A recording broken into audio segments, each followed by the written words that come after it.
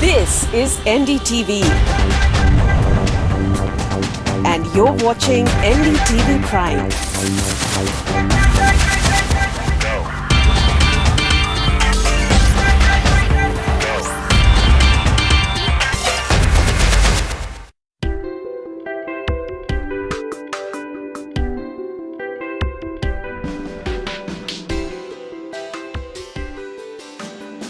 Hello and welcome to Startup Wednesday. Since 2015, India's startup ecosystem has been buzzing and everyone wants a slice of this pie.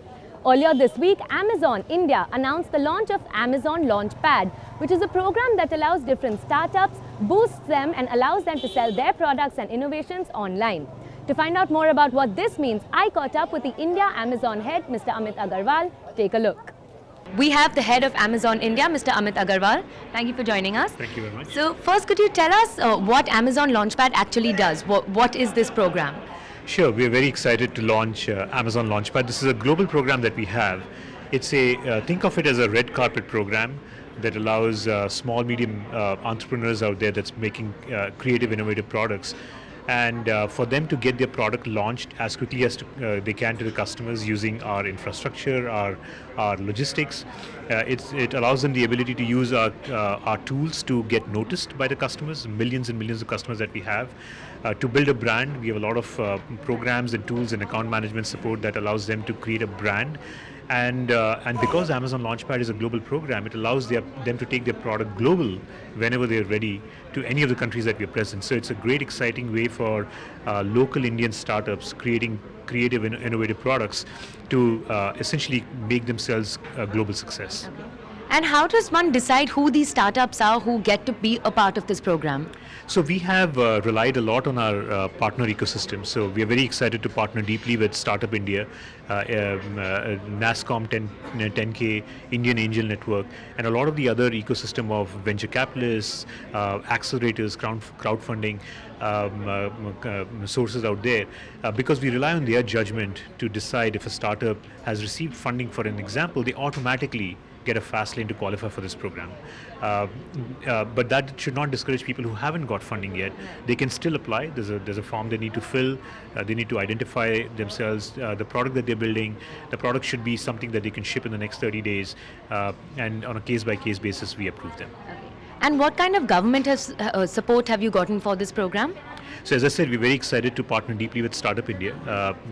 We've been working with them for a while now to make sure that the whole Startup India vision and in some sense Digital India and Make in India aligns with the goals of Launchpad.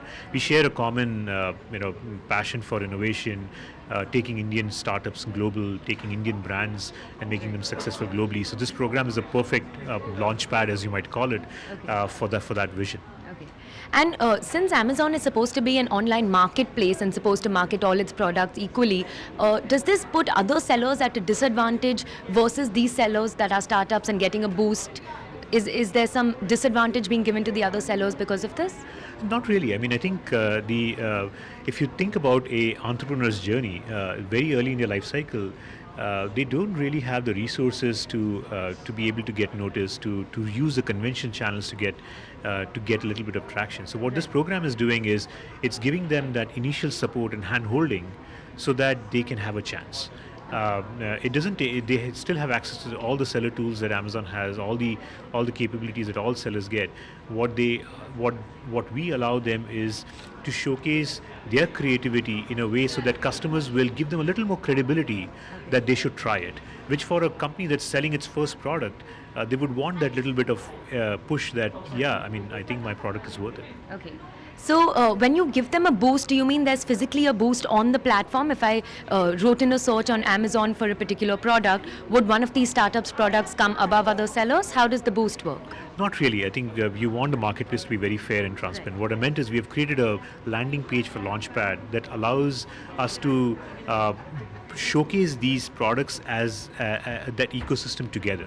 Okay. So people who are looking for creative innovations that are happening today can look at these products in that context. Okay. We also allow them the tools to communicate their brand story on the detail pages of Amazon more. So they could tell about what the company is about, what their product is about. So at the end of the day, the creation that they have and the products that they have will have to earn their spot in customers' mind. Right. And I have to ask you about demonetization now because it's on everyone's mind. So can you tell me how Amazon has been impacted by demonetization and what you think this policy means for the e-commerce industry at large? So when the event happened, we did shut down our cash on delivery part of our business because we wanted to be sure that we are moving from one compliant world to the new compliant world. So it was very important for our logistics team to have that air cover to be ready. Since then, we have seen customers opting for electronic payments at their doorstep increased 10 times for Amazon. We also have the ability for customers to top up their balance on Amazon for their purchases. We've seen that skyrocket. We have started cash on delivery again, and customers can continue to use cash if they wish to, but more importantly, we allow them to change their mind right at the moment till they receive the product in their hands and use their credit card or debit card or other sources because they can use a POS device at the doorstep to pay for it. So all in all, customers have loved the service that we provide and the payment experience that we're providing. We are mostly back to normal. We are still seeing triple-digit growth year over year. So I think long term it's good for the country. Obviously, it's good for e-commerce, and we are back to normal. Okay. And how has demonetization impacted sellers on your platform? Has there been any drawback for the sellers that are selling on Amazon? As I said, for that short period of time, it was a very managed process for us to make sure that we move from one compliant world to another. And sellers do understand that. I mean, many of the sellers were also trying to get their own worlds into the right orientation. But as I said, we continue to see very, very healthy triple-digit growths, year-over-year growths on Amazon, and sellers remain excited.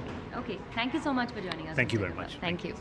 So, this Launchpad is currently launched in India and is one of 7 other countries where this Launchpad also exists. It has been started with 25 startups at the moment and plans to expand in the future. India is one of 7 countries where this program has been launched. And to find out about what this means on a global scale, I spoke with Jason Feldman, who is the Director of Global Innovation, Amazon. So can you tell us a little more about Amazon Launchpad? Amazon Launchpad is a destination for startups to be able to bring their new, cool, cutting-edge products to us. And then in turn, we expose them to our hundreds of millions of customers in India and around the world. Right. So I believe right now you'll have launched with 25 startups to begin with. In India? In India, we actually have a little over 600 startups, but we have 25 of them just before we even launched, because people sort of heard we were doing this. 25 of them are from India, and we know this is only day one, and there are going to be so many more to come, and we're excited about that. Can you tell me about what kind of success this platform has had abroad in different countries, and why you all chose to launch this in India now? Yeah, we've launched now. This will be the 7th country around the world that we've launched, and it has been really remarkable because many of the startups that have come to us have come for the very first time to market with Amazon. They've brought their products and we've given them a chance to sell, and now we're seeing them all of a sudden become increasingly more successful. And we know this because they're not just sticking with the original product; they're now inventing their Generation 2 and Generation 3 over the last year and a half. We chose India. This is the most incredible startup ecosystem in the world. This country is incredible, but the startup ecosystem is very special. Why? Government, agencies, business are all working together to really create very friendly policies and support structure to help bring Indian startups to the world. Startup launchpads are not the only ways e-commerce players are expanding.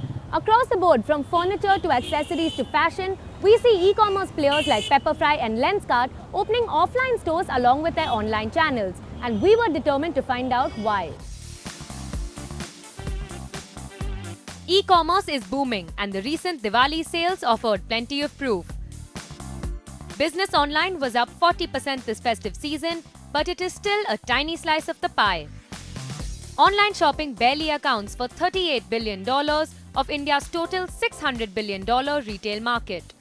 Perhaps no surprise then that the virtual players are looking for more shoppers in the real world. There are a lot of customers who buy upwards of 4 lakh rupees of furniture in one cart. Studio helps you figure out, what is the finish, and how does the product look offline, and therefore definitely helps conversion. So I think for trust building, it is a very important touch point.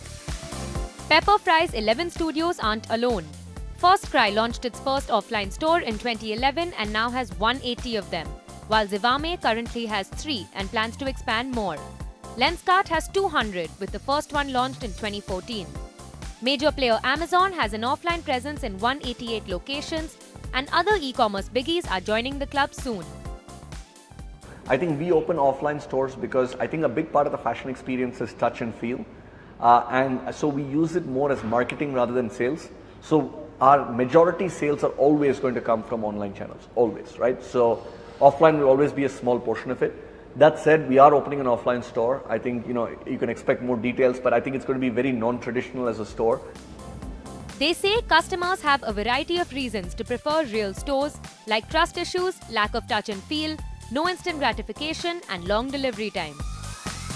It's time for us to take a short break now, and we'll be back with more on how the Note ban is affecting different startups. Stay tuned.